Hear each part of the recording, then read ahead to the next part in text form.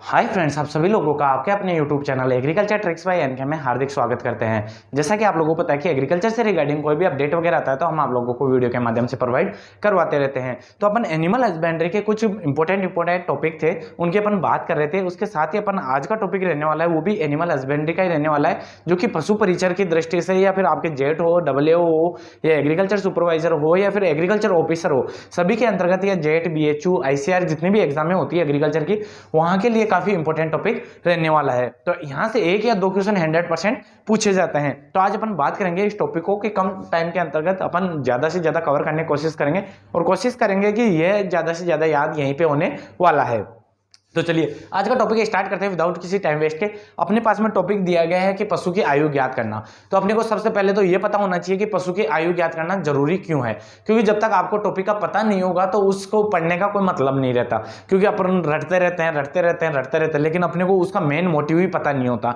तो अगर अपन बात करें कि आयु ज्ञात करना क्यों जरूरी है पशु को, तो अगर अपन पशु खरीदने जाते हैं तो उसके लिए पशु की आयु का पता होगा, तभी अपन पशु को परचेज अच्छे से कर पाएंगे। अगर सपोज करो कि उसकी आयु का पता नहीं चल पा रहा है अपने को और पशु एज्ड हुआ, तो उसके अंतर्गत अपन क्या करते हैं कि पशु का आयु ज्ञात तो होगी नहीं, और अपन क्या करते हैं कि एज्ड पशु को खरीद लाते हैं जिसकी की प्रोडक्शन अच्छा नहीं मिलता। आपको पता ही होगा कि शुरुआती स्टेज के अंतर्गत जो पशु होता है उसके अंतर्गत काफी अच्छा प्रोडक्शन मिलता है। जैसे कि अपन बात करें, काफी इंपॉर्टेंट टॉपिक आता है कि जो पशु का उत्पादन होता है, यानी कि दूध उत्पादन होता है पशु का, वो क्या होता है जो पहले से लेकर तीसरे ब्यात तक क्या होता है कि पशु का जो प्रोडक्शन है वो हाई रहता है ना, जो बढ़ता है। अगर अपन बात करें कि तीसरे से लेकर पांचवें ब्यात तक आपके पशु का जो प्रोडक्शन है वो क्या रहता है, स्थिर रहता है। और इसके बाद में अगर इसके बाद में बात करें कि 5 से अधिक, अगर इससे अधिक की बात की जाती है तो इसके अधिक ब्यात काल के बाद में क्या होता है कि जो आपका प्रोडक्शन होगा वो क्या होता है, गिरने लग जाता है या गिरावट आती है। तो आपको पता चल गया होगा कि जो पशु का उत्पादन है वो पहले से तीसरे ब्यात काल तक क्या रहता है, बढ़ता है, तीसरे से पांचवें ब्यात काल तक स्थिर रहता है, और 5 से अधिक ब्यात काल होने पर पशु का उत्पादन है वो क्या हो जाता है, गिरने लग जाता है। तो अपन बात करें कि अपने को एज डिटर्मिनेशन क्यों जरूरी है, तो अगर आपको पता होगा कि इसकी उम्र इतनी हो गई है तो उसे आइडिया लग जाता है कि पशु का इतना तो गर्भकाल हो चुका है या इसका इतना जो ब्यात काल है वो हो चुका है। तो उससे क्या होगा कि आप अगर पशु सेलेक्ट करते हो तो उसके अंतर्गत काफी आसानी रहती है। इसके अलावा अपन बात करें, इसके अलावा और क्या मेजरमेंट हो सकते हैं कि अपने लिए कैसे उपयोगी होता है कि पशु की आयु ज्ञात करना। अगर आपको पशु की आयु ज्ञात है तो उससे अपन क्या कर सकते हैं कि पशु को कब गर्भित करवाना चाहिए, इससे इसका पता चल जाता है। अगर सपोज करो कोई पशु है वो हाइट के अंतर्गत नहीं बढ़ पा रहा है या फिर कुछ प्रॉब्लम्स की वजह से वो फिजिकल तरीके से वो अच्छे से बढ़ नहीं पा रहा है, लेकिन उसकी उम्र हो गई है, तो अपने को पता कैसे चलेगा कि उसको अब गर्भित करवाना चाहिए या नहीं करवाना चाहिए। तो अपने को क्या है कि अपने को पता ही है कि इतने, जैसे कि अपन नॉर्मली अगर ऊंट की बात करें तो 4 से 5 साल का ऊंट होने के बाद में नर पशु को क्या कर देना चाहिए, वो प्रजनन योग्य हो जाता है। 3 से 4 साल की अगर ऊंटनी है यानी कि फीमेल ऊंट है, तो अगर उसका अंतर्गत अगर वो हो जाती है 3 से 4 वर्ष की, तो अपन समझ लेते हैं कि ये प्रजनन योग्य हो गई है। तो ऐसे मेजरमेंट के लिए भी अपने को आयु ज्ञात करना बहुत जरूरी हो जाता है। तो अपन बात करें कि पहली चीज तो ये कि आपके जो गर्भित करवाने का समय है उसका अपन पता लगा सकते हैं। तो पहला मोटिव क्या हो गया, गर्भित करवाने का समय।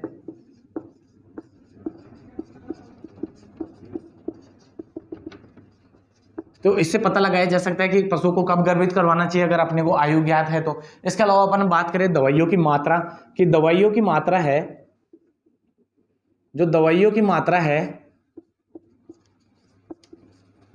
तो उसका भी अपने को पता चल जाता है कि अगर एज के हिसाब से। अब अपन बात करें कि एज के हिसाब से कैसे पता चलता है। अगर छोटा पशु होगा तो अपन क्या करते हैं कि दवाई की मात्रा कम देते हैं। अगर अपने पास में बड़ा पशु होता है तो अपन उसको क्या करते हैं कि ज्यादा क्वांटिटी के अंतर्गत अपने को दवाई देनी पड़ती है पशुओं को। तो अगर आपको पशु की आयु ज्ञात नहीं है और वो फिजिकली तरीके से तो बड़ा हो चुका है, लेकिन उम्र की बात की जाए तो कई पशु क्या होते हैं कम उम्र के अंतर्गत ही अच्छे अष्टपुष्ट हो जाते हैं। तो अपन बात करें कि उम्र के अंतर्गत तो वो क्या है, कम है, लेकिन फिजिकली तरीके से बड़ा हो चुका है, तो अपन उसको गलत दवाई ना दे। तो अगर अपने को एज का पता रहेगा तो अपन एक निश्चित मात्रा के अंतर्गत की जो उस पशु के लिए उचित रहता है वो मात्रा के अंतर्गत अपन दवाइयों का निर्धारण कर सकते हैं। तो वो दवाइयों का निर्धारण कहां से करेंगे अपन, आयु ज्ञात होगी तब। तो आयु ज्ञात करने का एक मोटिव ये भी है कि अपने को दवाइयों की मात्रा का पता लग जाता है। इसके अलावा अपन बात करें आहार की मात्रा, कि पशुओं को आहार कितना देना चाहिए।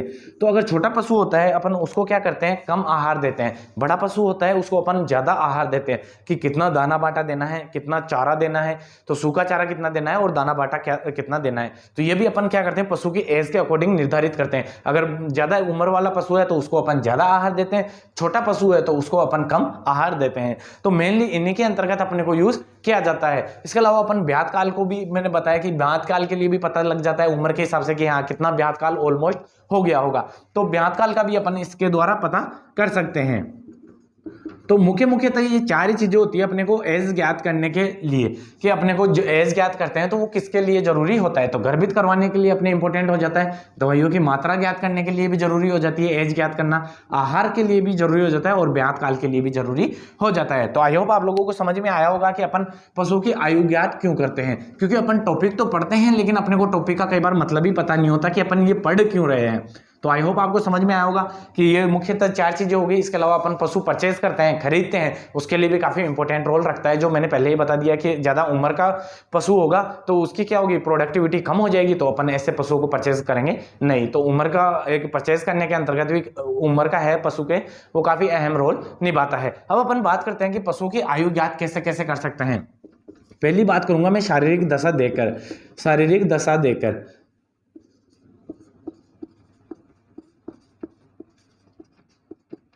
अपन बात करें कि जो अपने पास में कोई पशु होता है तो अपन पशु को देखते हैं। तो कई बार ऐसे होता है कि अपन कोई पशु देखते हैं तो अगर छोटा पशु होता है ना तो उसकी स्किन होती है वो एकदम चमकीली होगी और स्किन टाइट होगी, लेकिन जो उम्र दराज पशु होते हैं उनकी इतनी स्किन चमकीली नहीं होती। इसके अलावा अपन बात करें कि उसकी जो स्किन होती है उम्र दराज पशुओं की, तो उनकी स्किन भी थोड़ी क्या होती है, लूज पाई जाती है। तो इससे भी अपन क्या कर सकते हैं, जो शारीरिक दशा है उसको देखकर भी उम्र का पता लगाया जा सकता है। कि अब कई बार आपने देखा होगा कि अपने जो बड़े लोग होते थे या बड़े बुजुर्ग वगैरह होते हैं वो पशुओं को देखकर ही बता देते हैं कि हाँ ये 4 साल का हो गया, ये 5 साल का हो गया। तो वो किस बेस पे बताते हैं, वो उसकी भाई यानी कि शारीरिक दशा या बाह्य आकार की देखकर ही तो उस एज का डिटर्मिनेशन कर पाते हैं।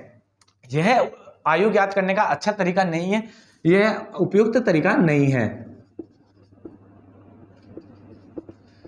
अगर अपन बात करें आयु ज्ञात करने का, जो शारीरिक दशा देकर आयु ज्ञात करते हैं ये उपयुक्त तरीका नहीं माना जाता। इसके अलावा इसके द्वारा अपन एग्जैक्ट आयु का गणना भी नहीं कर सकते हैं। इसके अलावा अपन बात करें कि अब नेक्स्ट मेथड की कि और किस विधि के द्वारा अपन पशुओं की आयु ज्ञात कर सकते हैं, तो वो कर सकते हैं पशुओं के खुर देखकर।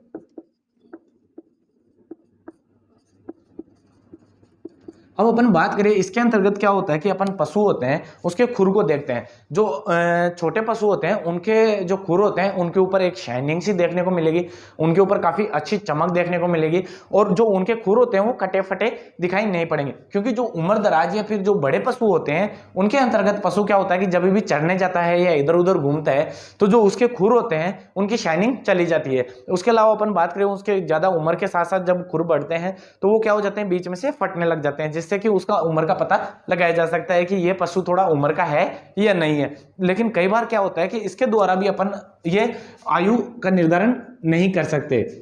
यह भी क्या है, आपकी उपयुक्त विधि नहीं है, क्योंकि इसके द्वारा भी अपन पशु का जो एग्जैक्ट होता है उसका अपने को पता नहीं लगाया जा सकता कि ये कितने वर्ष का पशु हो चुका है। इसके लिए यह भी आपकी विधि क्या है, उपयुक्त नहीं मानी जाती। और कई बार क्या होता है कि कभी पशुपालक होते हैं काफी चालाक होते हैं, वो क्या करते हैं कि पशु के जो खुर हैं वो बढ़ गए तो उनको क्या करेंगे, उनको काट देंगे, और उसके अलावा उनके ऊपर क्या करते हैं, जब भी उनको सेल आउट करना होता है या बेचना होता है तो वो क्या करते हैं, उनके ऊपर पॉलिश कर देते हैं, जिससे क्या होता है कि पशु के खुर देखते हैं अपन तो ऐसा लगता है कि वाह क्या चमक है, यानी कि अच्छा दिखने में काफी अट्रैक्टिव दिखता है और काफी चमकदार दिखता है और वो कटा फटा भी नहीं दिखता। तो उससे अपने को क्या लगता है कि नहीं पशु तो अभी छोटा ही होगा, लेकिन वास्तव में हुआ क्या है कि आपके पशुपालक ने क्या कर दिया, उसके जो कटे फटे जो खुर थे उनको काट दिया और उसके ऊपर से अच्छे से पॉलिश कर दी, या रेजमाल वगैरह कई बार लगा देता है। तो इससे भी अपन क्या करते हैं कि पशुओं का उम्र का अच्छे से अंदाजा नहीं लगाया जा सकता। तो ये विधि भी आपकी क्या होती है, उपयुक्त नहीं मानी जाती। अगर थर्ड विधि की मैं बात करूं कि पशु की आयु ज्ञात करने की थर्ड विधि की, तो वो आती है सींगों के द्वारा, यानी कि पशुओं के सींगों को देखकर।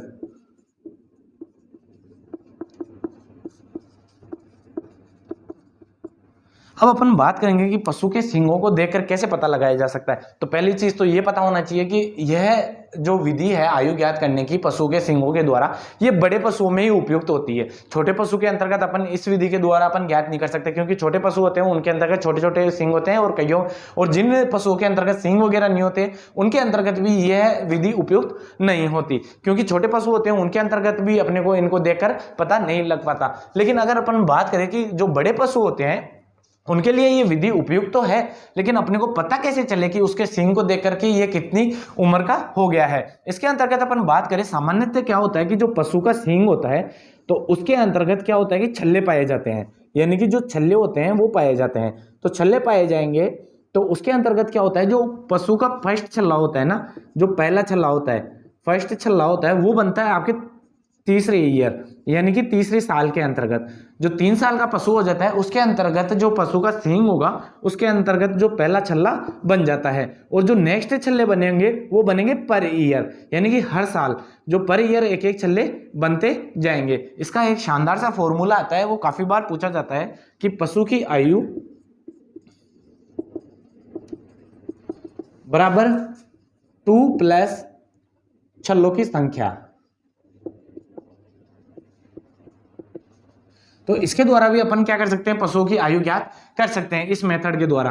तो ये क्यों क्या है कि कई बार ये सूत्र पूछ लिया जाता है कि पशुओं के सींगों के द्वारा आयु ज्ञात करने का सूत्र क्या है। तो उसके अंतर्गत क्या करेगा, पशु के आयु प्लस 3 दे देगा, या छल्लों की डबल संख्या दे देगा, या छल्लों के सेटों की डबल संख्या दे देगा। ऐसा करके उसके अंतर्गत जो ऑप्शन होंगे उसके अंतर्गत हेर फेर करके उसके अंतर्गत ऐसे ही ऑप्शन आपको बना देगा। अब अपन बात करेंगे कि पशुओं की आयु की गणना इस सूत्र के द्वारा कैसे की जाती है। तो अपन बात करें, अपन ने बात की कि अभी अपन बात करें कि चलो इसके द्वारा अपन कि कैसे आयु का ज्ञात या निर्धारण कर सकते हैं। तो अपन ने बात की कि जैसे कि अपने पास में कोई पशु है, तो आयु बराबर 2 प्लस छल्लों की संख्या। तो इसके अंतर्गत होता क्या है कि अपने को जैसे कि अपने पास में कोई पशु है तो उसके अपने ये सींग आया हुआ है और उसके अंतर्गत भी आपके 3 छल्ले हैं। तो अब इसकी आयु का निर्धारण करना है, तो अपन पहले फॉर्मूले के अंतर्गत अप्लाई करके देखते हैं। तो इसके अंतर्गत क्या होगा कि आयु का ज्ञात करना है अपने को, कि आयु तो पता ही नहीं है तो आयु ज्ञात करनी है, तो 2 आ गया प्लस छल्लों की संख्या। अपन ने बात की कि 1 संख्या, 2 संख्या, 3 संख्या। तो अपने पास में छल्लों की संख्या कितनी है, आपके पास में 3 है। तो अपन बात करें 3 प्लस 2 कितने हो गए, 5। तो ये पशु कितने साल का हो गया, ये 5 साल का हो गया। अब अपन ने बात करें कि काफी बच्चों के मन के अंतर्गत एक संशय आ जाता है, या फिर उनको गलत कैलकुलेशन की वजह से भी समझ में नहीं आता। कई बार वो सोचते हैं कि पहला छल्ला 3 साल में आ रहा है, फिर दूसरा आ रहा है, फिर तीसरा आ रहा है। तो ऐसे क्या होता है, कैलकुलेशन नहीं बैठ पाता। लेकिन उनका भी मैं डाउट क्लियर कर देता हूँ। काफी बार बच्चे के आते हैं क्लास के अंतर्गत, बोलते हैं कि सर ये समझ में नहीं आया कि ये कैसे कर दिया आपने, डायरेक्ट ही फॉर्मूला लगा दिया जिसके अंतर्गत कि 3 तो आया ही नहीं, क्योंकि पहला छल्ला तो तीसरे साल में आ रहा है। तो मैं बता दूं आपको कि जैसे अपन ने निकाला कि 3 छल्ले हैं, तो वो क्या होगा, 5 साल का पशु हो जाएगा। तो वो कैसे होगा, अपन ने बात की कि जो पहला छल्ला आता है वो कब आता है, तीसरे साल में। तो ऑब्वियसली हर साल के साल, मैंने बोला कि पहला छल्ला आएगा वो कब आएगा, तीसरे साल के अंतर्गत आएगा। और जो फिर अगला छल्ला आएगा वो पर साल आएगा, यानी कि अगले साल फिर एक छल्ला, फिर हर साल एक छल्ला, यानी कि हर साल पर साल एक एक छल्ले बनते रहेंगे। तो अपन ने बात की कि पहला छल्ला कब बन रहा है, तीसरे साल में, दूसरा छल्ला कब बन रहा है, चौथे साल में, और अगर तीसरा छल्ले की बात की जाएगी तो वो कौन सा बन रहा है, 5वें साल में। तो अपन ने बात की कि 3 छल्ले वाला पशु है या जिसके सींग के अंतर्गत 3 छल्ले हैं, तो उसकी आयु क्या होगी, तो वो क्या हो जाएगी, 5 साल हो जाएगी। तो वही अपन ने यहाँ पे कैलकुलेशन करके निकाली है। तो आई होप आपको छल्लों की संख्या देखकर भी समझ में आया होगा। लेकिन अगर अपन बात करें कि जो पशुओं के जो सींग है उनके द्वारा जो आयु ज्ञात की जाती है, यह भी उपयुक्त मेथड नहीं माना जाता। अब बात करेंगे कि उपयुक्त मेथड क्यों नहीं माना जाता। तो आपको बता ही दिया कि छोटे पशु होते होते हैं उनके अंतर्गत एक तो आयु का इसके अंतर्गत अच्छे से निर्धारण नहीं होता।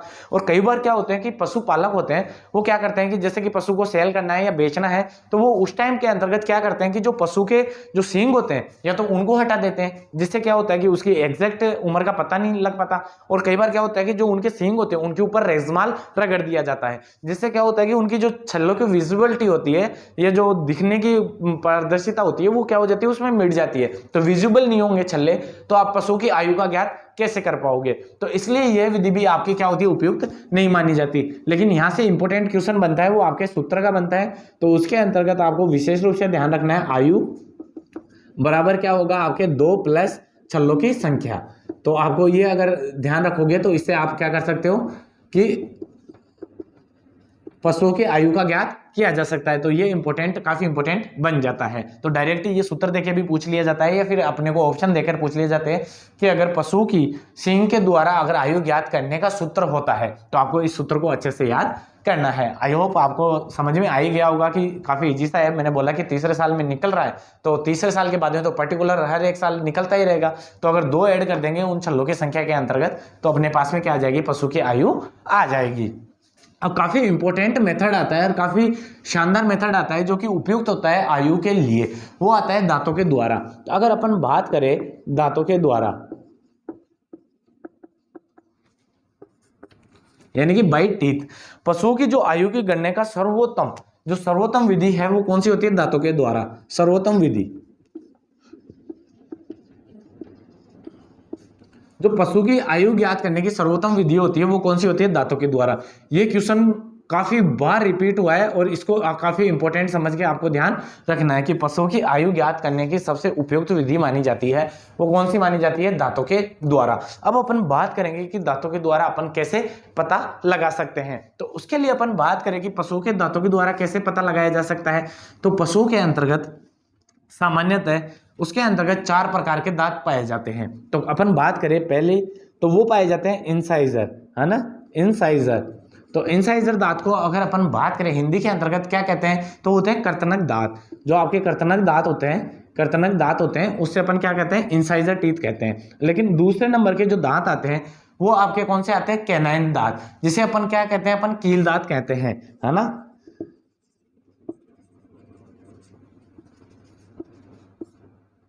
कील दांत। और फिर आते हैं आपके प्रीमोलर टीथ आते हैं, जिसे कि अपन क्या कहते हैं, अग्र चौर्ण। अगर अपन बात करें इसके अलावा चौथे दांत आते हैं वो आते हैं आपके मोलर, तो उसे अपन क्या कहते हैं, चौर्णक।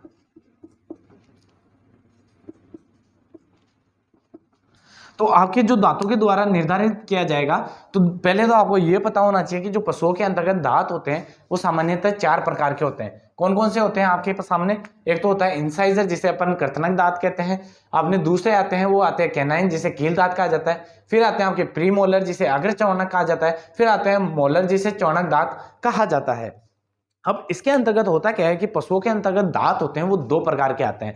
पहले दांत आते हैं अस्थायी और फिर आते हैं आपके पास में स्थायी, जिसका कि अभी सूत्र आएगा तो मैं सूत्र के अकॉर्डिंग आपको भी बता दूंगा कि अस्थायी दांत कितने होते हैं और स्थायी दांत कितने होते हैं। तो आपको यह पता होना चाहिए कि जैसे कि ह्यूमन के अंतर्गत देखा होगा कि मानव के अंतर्गत जैसे 2 प्रकार के दांत आते हैं। पहले बच्चे होते हैं तो वो क्या होते हैं कि पहले कच्चे दांत आते हैं जिसे अपन दूध वाले दांत बोलते हैं, फिर बाद के अंतर्गत क्या आता है कि वो परमानेंट टीथ आ जाते हैं, यानी कि जो आपके स्थायी दांत हैं वो आ जाते हैं। तो ऐसे ही पशुओं के अंतर्गत भी क्या होते हैं कि पहले तो क्या होंगे, अस्थायी दांत आएंगे और फिर बाद में क्या होता है कि आपके स्थायी दांत आते हैं। अब एक एक की अपन बात करते हैं। बात करें इंसाइजर टीथ की, है ना, इंसाइजर टीथ की अपन बात करें, एक एक टीथों की अपन बात करेंगे, फिर एक साथ अपन इनकी सबकी क्या करेंगे, गणना करेंगे। तो सबसे पहले क्या आता है आपका, जो आता है आपका इंसाइजर टीथ। इंसाइजर टीथ की बात करेंगे जिसे कि अपन क्या कहते हैं, इंसाइजर टीथ को कर्तनक दांत कहा जाता है। तो कर्तनक दांत होते हैं वो कितने होते हैं, तो आपको ये पता होना चाहिए। जो कर्तनक दांत होते हैं वो आपके 4 जोड़ी होते हैं। कितनी जोड़ी होते हैं, वो आपके 4 जोड़ी पाए जाते हैं, जो 4 जोड़ी होते हैं। और अगर दांतों की संख्या की बात की जाएगी तो दांतों की संख्या होती है वो 8 होती है ना, 8 होती है। तो आपको इसको ध्यान रखना है कि जोड़ी की बात की जाएगी तो वो कितने होते हैं, 4 होते हैं, और संख्या की बात की जाएगी तो वो कितने होते हैं, 8 होते हैं। अब बात करें कि इंसाइजर दांत आपके होते कहाँ पर है, काफी इंपॉर्टेंट क्वेश्चन है। और जो अपन बात करेंगे कि पशुओं की आयु ज्ञात करने का मेथड, सबसे उपयुक्त मेथड होता है वो कौन सा होता है, आपके पशुओं के दांतों के द्वारा। और पशुओं के दांतों के अंतर्गत भी जब बात करेंगे इंसाइजर टीथ की, यानी कि जिसे अपन कर्तनक दांत कहते हैं, इसके द्वारा ही अहम रोल होता है आपके आयु का निर्धारण करना। मुख्यतः जो पशुओं की आयु का निर्धारण किया जाता है इसी दांतों के द्वारा किया जाता है। तो इसको विशेष रूप से आपको ध्यान रखना है, मुख्यतः पशुओं की आयु का निर्धारण किया जाता है।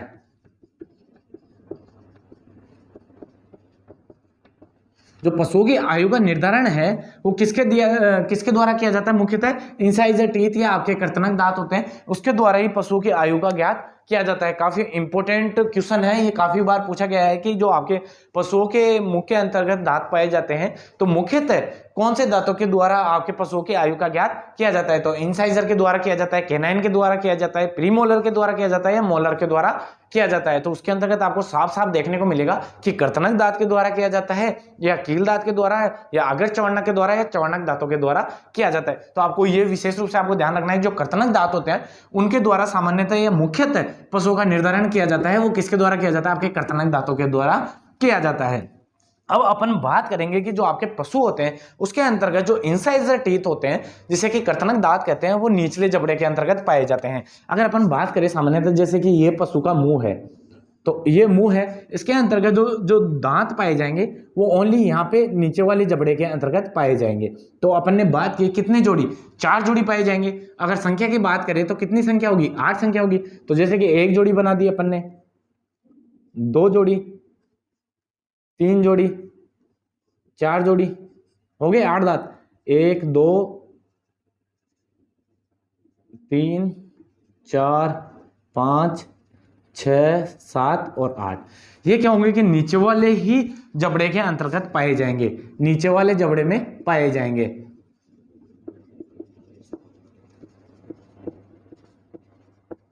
तो इसका विशेष रूप से आपको ध्यान रखना है कि जो आपके इंसाइजर टीथ है वो कौन से जबड़े में पाए जाएंगे, वो नीचे वाले जबड़े में ही पाए जाएंगे। लेकिन जो ऊपर वाला जबड़ा होता है, ये ऊपर वाला जबड़ा है, उसके अंतर्गत हार्ड टिश्यू यानी कि जो उत्तक है, ये एक उत्तक की संरचना पाई जाती है। यहां पे क्या होगी, उत्तक की संरचना।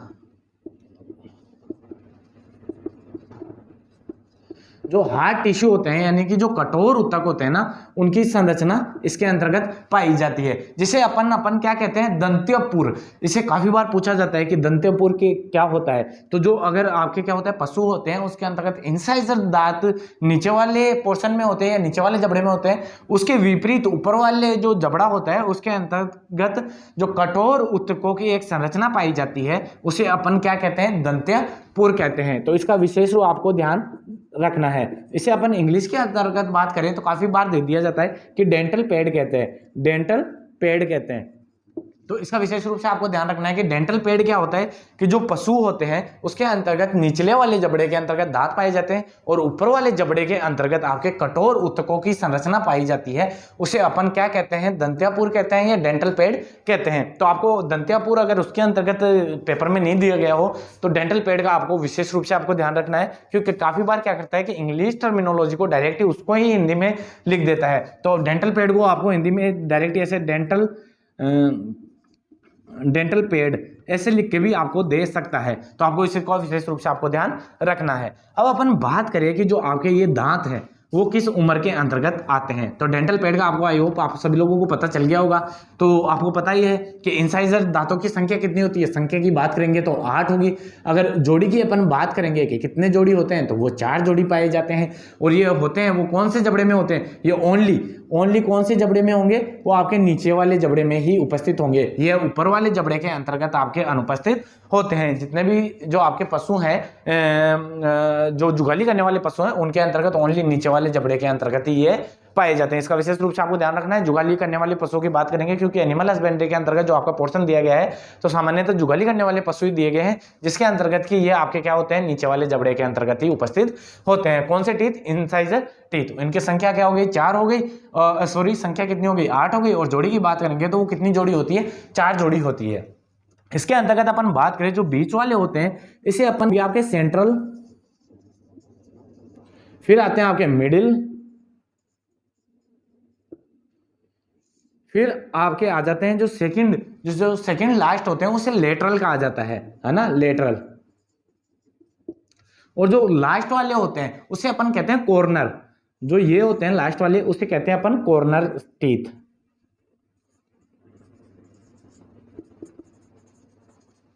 तो आपको समझ में आ गया होगा कि जो बीच वाला होगा वो कौन सा होता है? बीच के अंदर क्या होता है? सेंटर होता है। तो अब बीच वाले कौन से टीथ होंगे? सेंट्रल टीथ होंगे।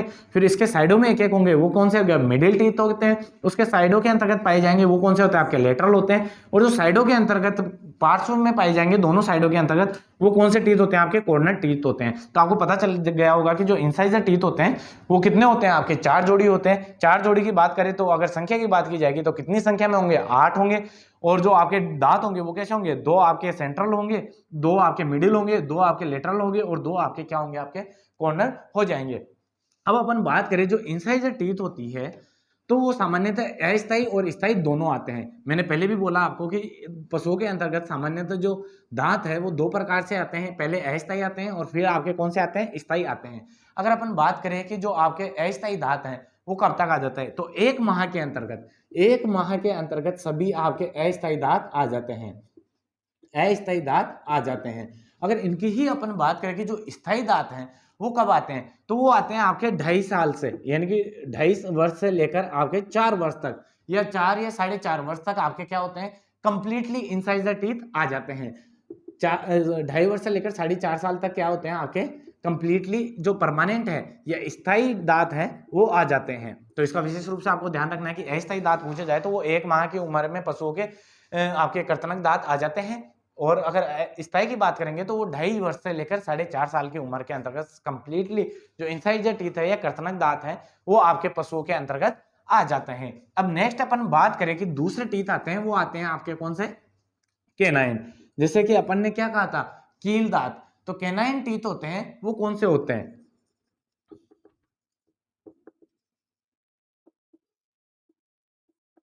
तो आपके जो सामान्यतः जो आपके जुगाली करने वाले पशु होते हैं उनके अंतर्गत ये अनुपस्थित होते हैं। जुगाली करने वाले पशु में अनुपस्थित।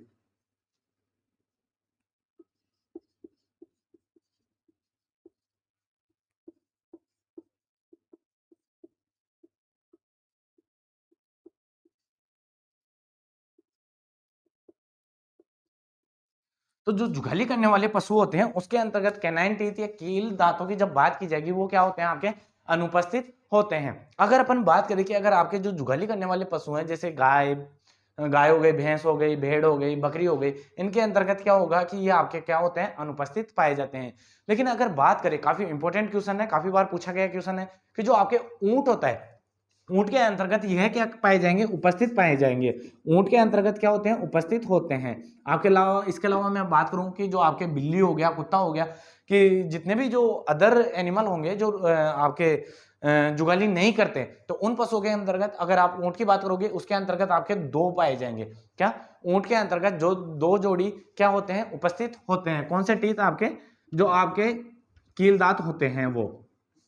लेकिन अगर सामान्यतः अपन बात करें कि कैनाइन टीथ होते हैं वो किसमें उपस्थित होते हैं, तो वो आपके किसमें होंगे? कुत्ते के अंतर्गत हो गया, बिल्ली के अंतर्गत हो गया, या जो जितने भी मांसाहारी पशु है उनके अंतर्गत आपको कैनाइन टीथ देखने को मिलेंगे। लेकिन आपके सिलेबस के अंतर्गत गाय दी गई है, भैंस दी गई है, भेड़ दी गई है, बकरियां दी गई है और ऊंट दिया गया है। तो ऊंट के अंतर्गत अपन बात करेंगे तो उसके अंतर्गत मैंने बता दिया आपको कि 2 जोड़ी उपस्थित होंगे। 2 जोड़ी का मतलब कि अगर दांतों की संख्या की बात की जाए तो 4 संख्या के अंतर्गत क्या होगी? आपके जो ऊंट होता है उसके अंतर्गत 4 संख्या के अंतर्गत क्या होंगे, दांत पाए जाएंगे। तो आपको इसका विशेष रूप से आपको ध्यान रखना है। और यह आपके लिए इंपॉर्टेंट कब बनेगा, जब अपन सूत्र लगाएंगे, सूत्र के माध्यम से अपन जब इनकी दांतों की संख्या निकालेंगे तो उसके लिए आपके लिए इंपॉर्टेंट बन जाएगा वहां से, क्योंकि ऊंटों की दांतों की संख्या आपके एग्रीकल्चर सुपरवाइजर के अंतर्गत भी ये क्वेश्चन पूछा गया है। तो आपको पता होना चाहिए कि ऊंट के अंतर्गत आपके कौन से केनाइन टीथ है वो क्या होते हैं, प्रेजेंट होते हैं। लेकिन अपने जुगाली करने वाले पशु हैं जैसे गाय, भैंस, बकरी, भेड़, इनके अंतर्गत क्या होते हैं, ये आपके अनुपस्थित होते हैं। तो आई होप आप लोगों को समझ में आया होगा।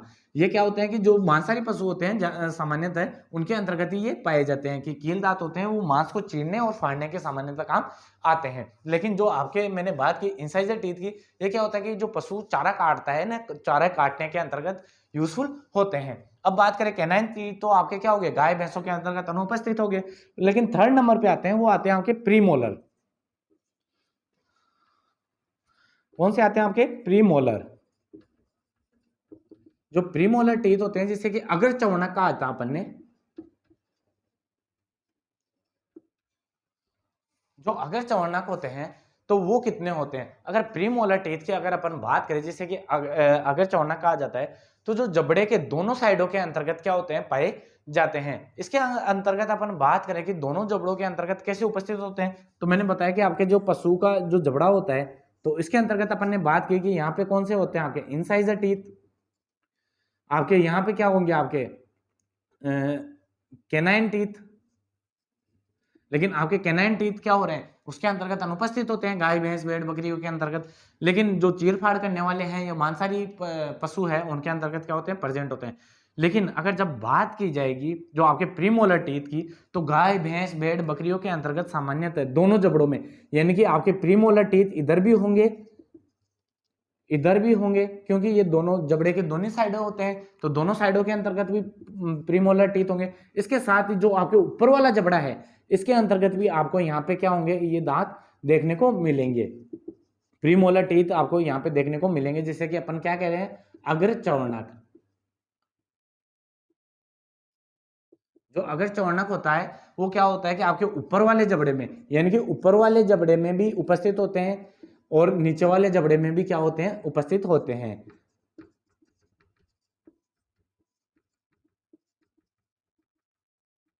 तो आपको समझ में आया होगा कि जो प्रीमोलर टीथ होते हैं या अग्र चौर्णक होते हैं, वो आपके ऊपर वाले जबड़े में भी उपस्थित होते हैं और नीचे वाले जबड़े में भी उपस्थित होते हैं। अगर इसके कुल संख्या की बात की जाएगी कि आपके कितने संख्या के अंतर्गत पाए जाते हैं, तो वो पाए जाते हैं नीचे वाले के अंतर्गत, जो क्या होंगे, 6 जोड़ी पाई जाएगी।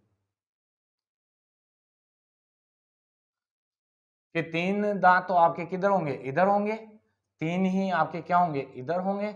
और 3 ही आपके इधर होंगे और 3 ही दांत क्या होंगे, आपके इधर पाए जाएंगे। तो कितने दांत हो गए कुल टोटल, कि अगर अपन बात करेंगे जोड़ियों की, तो जोड़ी के अंतर्गत आपके कितने होंगे, 6 दांत होंगे। और संख्या की अगर अपन बात करेंगे तो उसके अंतर्गत आपको 12 संख्या देखने को मिलेगी। कितनी संख्या देखने को मिलेगी, आपको 12 संख्या देखने को मिलेगी आपके प्रीमोलर टीथ की। तो आई होप आपको समझ में आया होगा कि अगर अपन प्रीमोलर टीथ की अपन बात करेंगे कि 3 दांत इधर पाए जाएंगे, 3 दांत इधर पाए जाएंगे और 3 ही ऊपर वाले जबड़े में और 3 ही इधर लेफ्ट एंड राइट दोनों साइडों के अंतर्गत 3-3 दांत पाए जाएंगे। अगर जोड़ियों की जब बात करेंगे तो अपने प्रीमोलर टीथ होते हैं वो कितने जोड़ी पाए जाते हैं, 6 जोड़ी पाई जाती हैं। और अगर दांतों की संख्या की बात करेंगे तो अपने को कितनी होगी, आपके 12 संख्या हो जाएगी। इसके अंतर्गत काफी इंपॉर्टेंट क्वेश्चन एक और बन के आता है, उसकी भी अपन बात कर लेते हैं। काफी इंपॉर्टेंट क्वेश्चन है वो, कई बार घुमा के पूछ लेता है कि प्रति जबड़ा, अगर प्रति जबड़ा पूछा जाए तो वो उसके अंतर्गत आपको कितने होंगे, 6 दांत प्रति जबड़ा। प्रति जबड़ा अगर कई बार क्वेश्चन पूछ लिया जाए, प्रति जबड़ा जो दांत होंगे प्रीमोलर, जो अगर चरणक, अगर चरणक, जो अगर चौर्णक दांत होंगे वो प्रति जबड़ा, अगर प्रति जबड़ा अगर आपके पास में क्वेश्चन में दिया गया है तो आपको कितने बताने हैं, 6 दांत प्रति जबड़ा। या अगर जोड़ी के अंतर्गत पूछा जाए तो 3 जोड़ी, 3 जोड़ी प्रति जबड़ा पाए जाएंगे। तो जैसे कि अपन ने बात की, मैंने आपको मैं फिर से एक बार ड्रॉ करके दिखा देता हूं। जो आपके पशु का मुंह होगा, इसके अंतर्गत जो आपके इंसाइजर टीथ पाए जाएंगे, फिर यहाँ पे जो आपके कील दांत होंगे वो पाए जाएंगे। फिर प्रीमोलर की अपन ने बात की कि 3 टीथ, यानी कि 3 दांत इधर होंगे, 3 ही दांत इधर होंगे। तो 3 दांत इधर होंगे, 3 दांत इधर होंगे, तो नीचे वाले जबड़े में कितने हो गए, 6 दांत हो गए। तो 6 दांत का मतलब क्या हो गया कि आपके 3 जोड़ी 3 जोड़ी नीचे वाले में होंगे और ऐसे ही 3 जोड़ी इधर पाए जाएंगे। तो 3 दांत इधर होंगे और 3 दांत इधर होंगे। तो ऊपर वाले जबड़े के अंतर्गत भी क्या होंगे आपके 6 दांत होंगे और जोड़ी की बात की जाएगी तो 3 जोड़ी। तो अपन बात करें कि प्रति जबड़ा कितने जोड़ी, तो 3 जोड़ी प्रति जबड़ा दांत पाए जाएंगे। और अगर संख्या की बात की जाएगी प्रति जबड़ा प्रीमोलर टीथ होते हैं वो कितनी संख्या में होते हैं, तो वो कितने होते हैं आपके 6 होते हैं। तो इसका विशेष रूप से ध्यान रखना है कि अगर प्रति जबड़ा पूछे तो अगर जोड़ियों में पूछा जाए तो प्रति जबड़ा जो जोड़ी की बात करेंगे तो 3 जोड़ी पाई जाएंगे और संख्या में बात की जाएगी तो 6 दांत प्रति जबड़ा इसके अंतर्गत प्रीमोलर टीथ पाए जाते हैं। इसकी अपन बात करेंगे, आई होप आपको समझ में आया होगा। अब इसके अंतर्गत भी क्या होता है कि यह भी आपके क्या होते हैं अस्थायी आते हैं। अस्थायी कैसे कि यह भी क्या होते हैं पहले 1 वर्ष की उम्र के अंतर्गत 1 माह की उम्र के अंतर्गत आपके क्या होते हैं कंप्लीट अस्थायी दांत आ जाते हैं।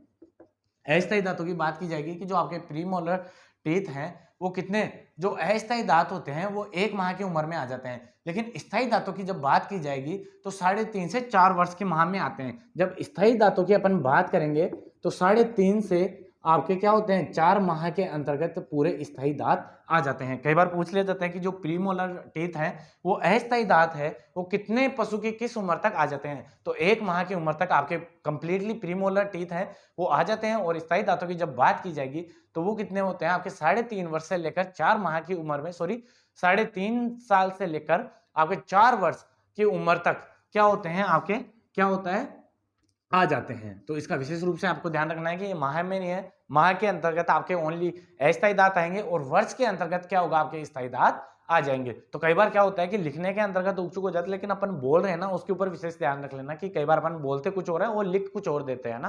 तो इसका आपको विशेष रूप से आपको ध्यान रखना है कि स्थायी दांत है प्रीमोलर वो आपके 3.5 साल से लेकर 4 वर्ष की उम्र तक आ जाते हैं और 1 माह की उम्र तक आपके अस्थायी दांत आ जाते हैं। कौन से? प्रीमोलर। तो इसका विशेष रूप से आपको ध्यान रखना है। तो आई होप आपको प्रीमोलर टीथ भी आपको समझ में आया होगा। अब चढ़ते हैं अपन बात करें कि इसको नेक्स्ट की, तो इसके अंतर्गत आएगा वो नेक्स्ट कौन सा आएगा आपका मोलर टीथ, जिसे अपन कौन सा कहते हैं चौर्णक दांत कहते हैं, मोलर टीथ।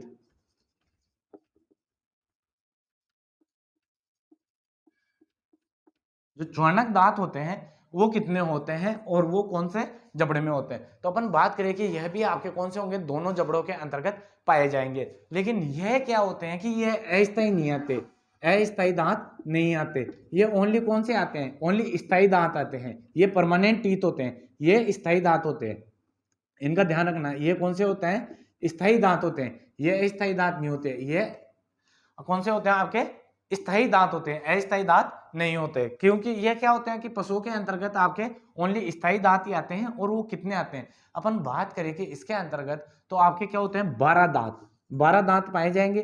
और जोड़ी की जब बात की जाएगी तो 6 जोड़ी इसके अंतर्गत पाए जाते हैं। अब अपन बात करें कि मोलर टीथ होते हैं, चौर्णक दांत होते हैं, वो कैसे पाए जाते हैं। तो अपन ने बात की कि जैसे कि ये पशु का मुंह है, इसके अंतर्गत इंसाइजर की अपन ने बात की। फिर यहाँ पे अपन ने बात की वो कौन सी की कील दांत की, या जो आपके कैनाइन टीथ थे उनकी। फिर उसके बाद में अपन ने प्रीमोलर की बात की, है ना, इधर भी अपन ने कौन सी की प्रीमोलर की बात की। अब लास्ट के अंतर्गत आते हैं वो आते हैं आपके मोलर टीथ।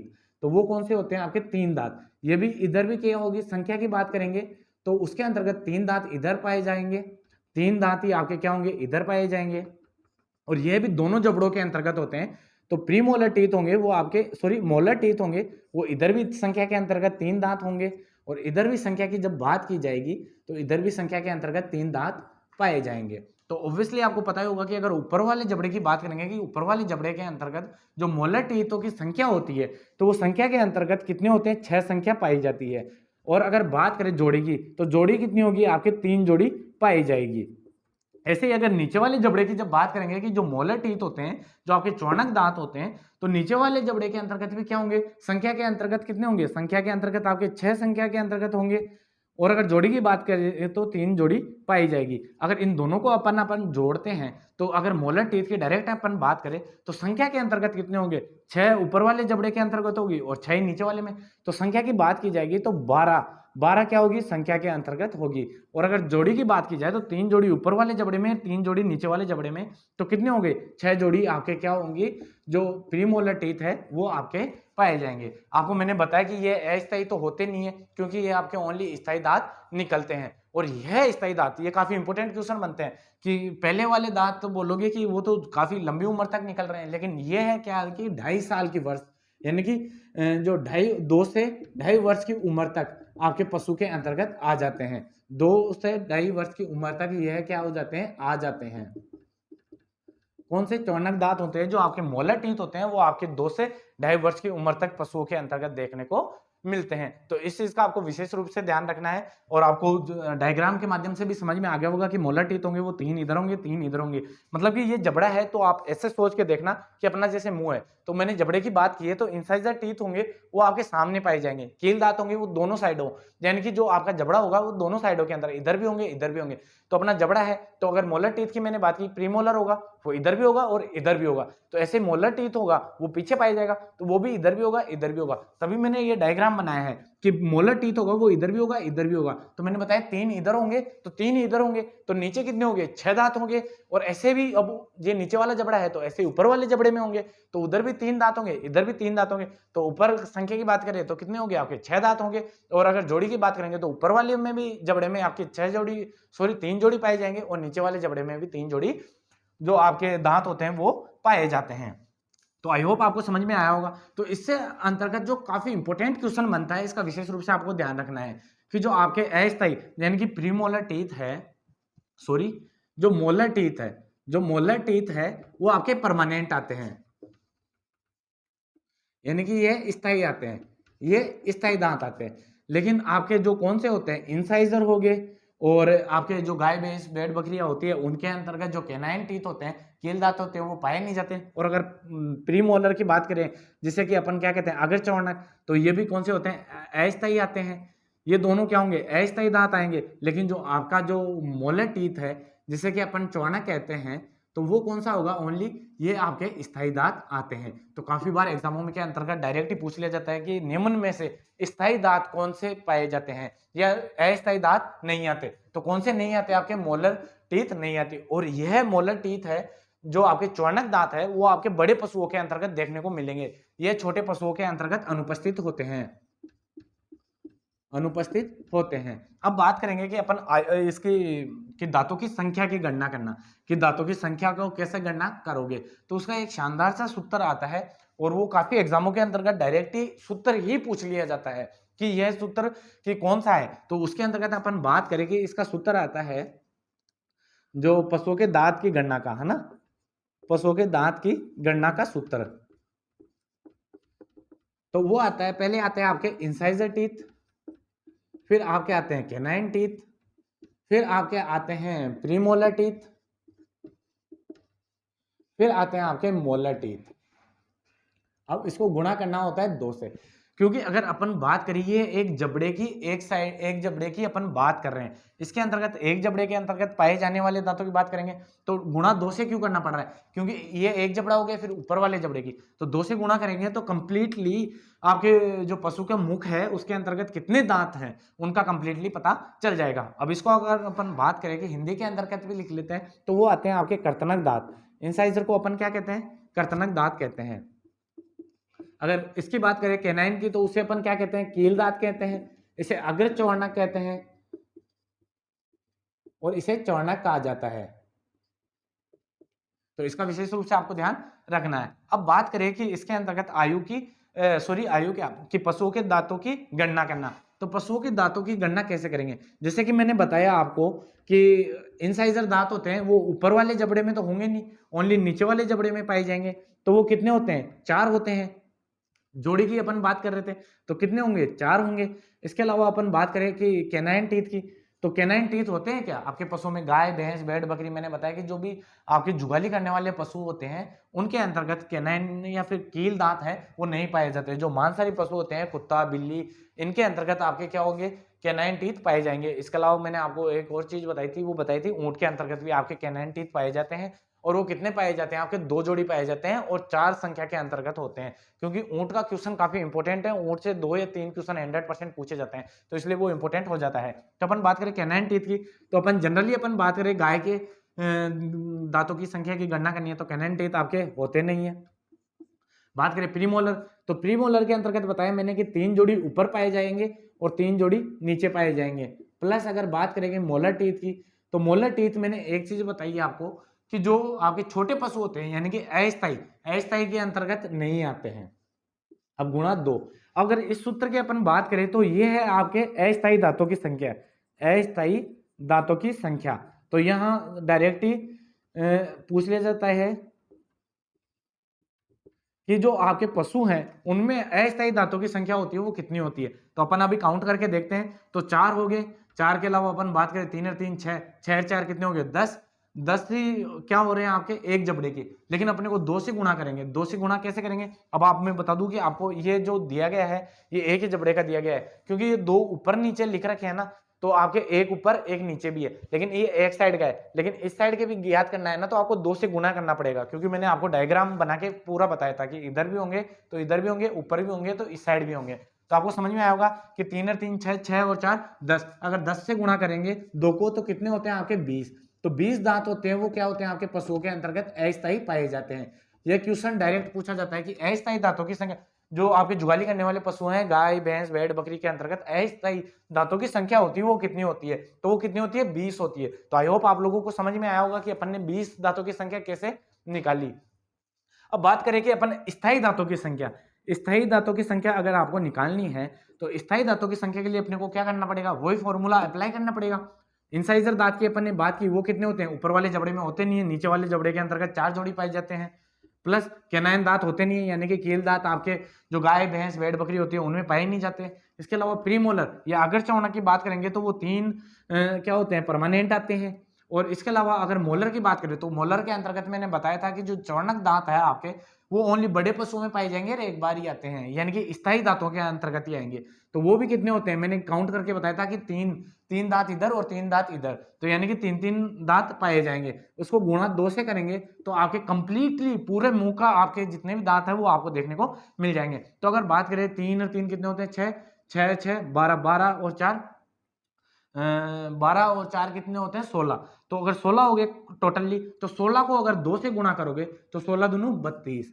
तो इसका विशेष रूप से आपको ध्यान रखना है 32 दांत, ये क्या होते हैं आपके स्थायी दांत होते हैं। तो आपको ध्यान रखना है कि जो गाय भैंस भेड़ बकरियों के अंतर्गत स्थायी दांत होते हैं तो उनकी संख्या कितनी होती है, तो वो कितनी होती है आपकी 32 दांतों की संख्या होती है। इसके अलावा अगर अपन बात करें ऊंट के अंतर्गत, ऊंट के अंतर्गत मैंने बताया था कि उसके अंतर्गत 2 और ऐड करोगे आप इसके अंतर्गत, तो 34 दांतों की संख्या किसके अंतर्गत आ जाएगी, आपके ऊंट के अंतर्गत आ जाएगी।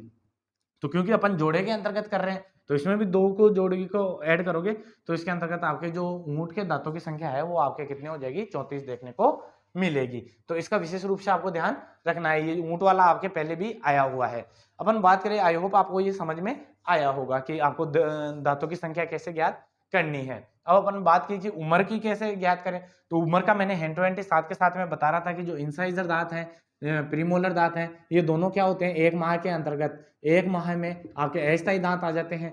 इसके अलावा अगर अपन बात करें मोलर है वो ओनली स्थायी दांत ही आते हैं, अस्थायी दांत नहीं आते। अगर इंसाइजर दांत की जब अपन ने बात की थी कि जो स्थायी दांत हैं वो आपके 2.5 से 4.5 वर्ष की उम्र के अंतर्गत आते हैं।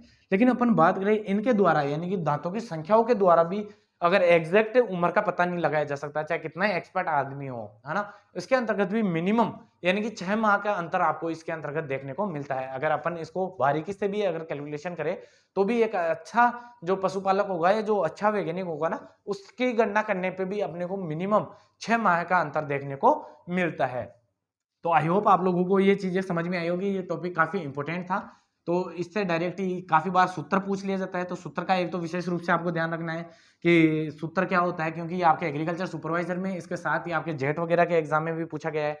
और आपको पता ही होगा कि एनिमल जो पशु परिचर का जो पेपर होने वाला है फर्स्ट टाइम होने वाला है, तो ऐसे जो क्वेश्चन रिपीटेड है वो काफी आपको ज्यादा देखने को मिलेंगे। इसके अलावा अपन बात करें कि जो आपके इस टॉपिक का वेटेज रहने वाला है, मैं मिनिमम बता रहा हूं कि आपके 3 से 4 क्वेश्चन आपको यहां से देखने को मिलेंगे। 3 क्वेश्चन 100% आपको यहां से देखने को मिलने वाले हैं, क्योंकि यह टॉपिक काफी क्या होता है इंपॉर्टेंट हो जाता है। अगर वीडियो पसंद आई तो ज्यादा से ज्यादा लाइक करें और शेयर करना ना भूलिए। थैंक यू फ्रेंड्स, मिलते हैं नेक्स्ट वीडियो में नेक्स्ट अपडेट के साथ।